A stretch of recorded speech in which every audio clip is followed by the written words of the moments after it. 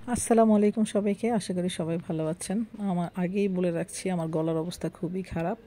গতকালকে যেহেতু ফ্লাই করে আমি চলে আসছি, তো একটু ঠান্ডা লেগে গিয়েছে আমার। এসিতে থাকার কারণে হয়তোবা গরমে ঠান্ডা। তো এটা হচ্ছে বাসা থেকে যখন বের হব তখন সব কিছু গুছিয়ে নিচ্ছিলাম। সকালবেলা আমার ফ্লাইট ছিল 12:15টায়। তো হচ্ছে সকাল সকাল উঠেই আমি রওনা দিয়েছি, কারণ যেহেতু আমার ফ্লাইট মিস হয়েছে 2 দিন আগে। 6 তারিখের ফ্লাইট আমাকে 8 তারিখে দেওয়া হয়েছে। চিন্তা করলাম অনেক বেশি লম্বা লাইন থাকবে, এসে দেখি ঠিক তাই, অনেক বড় লম্বা লাইন, কিন্তু এখনও হচ্ছে বোর্ডিং দেওয়া শুরু করেনি। তো আমি একদম অনেক বেশি পেছনে ছিলাম, কারণ হচ্ছে রাস্তায় একটু জ্যামে পড়েছিলাম। তো অবশেষে সব কিছু শেষ করে আমি চলে আসলাম বিমানে ওঠার অপেক্ষায় এখন। তো আমরা সিরিয়ালে আছি, আর আমাদের তখন হাতে সময় ছিল না। অন্য সময় হচ্ছে ইমিগ্রেশন ক্রস করে আমরা হচ্ছে ওয়েটিং রুমে অপেক্ষা করি। আজকে আর সেটা করতে হয়নি, কারণ অনেক বেশি লেট হয়ে গিয়েছিল। তো আমার পাশে এই যে সুইজারল্যান্ডের এক যাত্রী ছিল, কারণ হচ্ছে আমাদের বিমানে সিডনি এবং সুইজারল্যান্ড ট্রানজিট যেই মানে ফ্লাইটগুলি সেগুলি ছিল।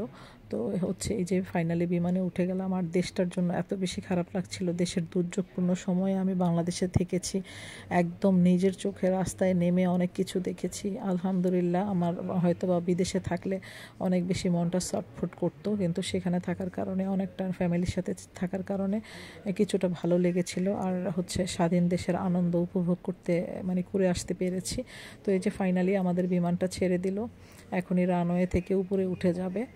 তো হচ্ছে একদম সেকেন্ডের মধ্যে নিজের দেশটাকে হচ্ছে পেছনে ফেলে একদম অনেক ফিট উপরে উঠে গেলাম। তো হচ্ছে ঢাকা শহরটাকে এইভাবে রেখে যেতে খুবই কষ্ট হচ্ছিল। ইচ্ছে করছিল যে আরও কিছুদিন যদি থাকতে পারতাম, কিন্তু কিছু করার নেই। আসলে আমার 30 তারিখের ফ্লাইটটা আমি 6 তারিখে পিছিয়েছিলাম শুধু দেশের সমস্যার জন্য। তারপরে আবার ফ্লাইট মিস হয়ে সেটা 8 তারিখে চলে আসে। এর মধ্যে আমার ভিসা হচ্ছে বেশি দিন আর বাকি নেই। আমাকে ইমিগ্রেশনে পাসপোর্টটা জমা দিতে হবে নতুন ভিসার জন্য। তো প্রচণ্ড ক্ষুধার্ত ছিলাম, যেহেতু 1 ঘন্টা ফ্লাইট ডিলে হয়েছিল। আমার ফ্লাইট ছিল 12:15টায়, সেটা গিয়ে হচ্ছে 1:30 বাজে ছেড়েছিল। তো হচ্ছে কিছুক্ষণ পরে ফ্লাইটে যখন আকাশে ওঠার কিছুক্ষণ পরে এইভাবে খাবার দিয়ে গেল। আর অনেক বেশি যেহেতু ক্ষুধার্ত ছিলাম, খাবারটা হাতে পেয়ে তাড়াতাড়ি খেয়ে নিলাম।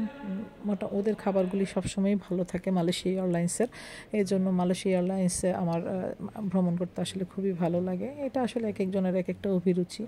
অনেকে হয়তো অনেক বিমান চুজ করে। তো কিছু ড্রিঙ্কসও ছিল, ওরা একটু পরপর চা কফি অফার করে, এটা আমার কাছে খুবই ভালো লাগে। তো এই যে বাঙালি বলে কথা, খাওয়া দাওয়া শেষ করে এগুলি রেখে দিয়েছি, পরে খাবো, কারণ 4 ঘন্টা জার্নি আর ছিলাম প্রচণ্ড ক্ষুধার্ত। আর এই যে আমার পাশে যে ভদ্রলোক বসেছে সুইজারল্যান্ডের, উনি হচ্ছে অনেক গল্প করলো আমার সাথে, অনেক কিছু জিজ্ঞেস করলো। আমরা দুজন অনেকক্ষণ গল্প করতে করতে সময়টা ভালোই কেটেছিল। আর ফরেনাররা আসলেই অনেক ভালো হয়, এটা তো সবাই আমরা জানি। তারপরে হচ্ছে মালয়েশিয়াতে এই যে চলে আসলাম 4 ঘন্টা জার্নি শেষ করে অবশেষে ল্যান্ড করলো আমাদের প্লেনটি। তো তখন আমি ভিডিওটা শ্যুট করলাম যে আপনাদের দেখানোর জন্য।